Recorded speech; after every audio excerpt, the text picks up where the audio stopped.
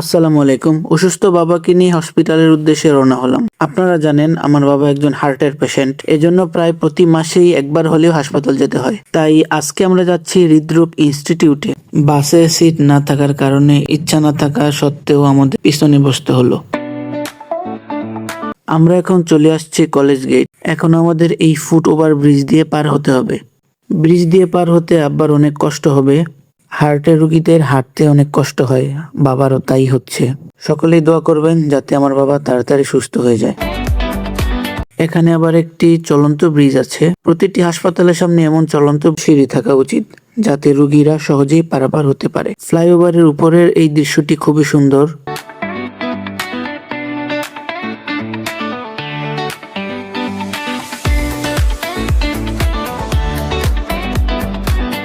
আমরা কিন্তু এবার হৃদরোগ ইনস্টিটিউটে চলে এসেছি। এটা হচ্ছে হৃদরোগ ইনস্টিটিউটের মেইন বিল্ডিং। এখানে এই আউটডোর থেকে টিকিট কাটতে হয়। আমরা একটি টিকিট কেটে নিলাম। 10 টাকার এই টিকিটের মাধ্যমে বিশেষজ্ঞ ডাক্তার দেখানো যাবে। আপনারা যদি এখানে আসেন সকাল সকাল আসার চেষ্টা করবেন, কারণ এখানে প্রচুর লোকের ভিড় হয়। আসসালামু আলাইকুম, সবাই ভালো থাকবেন।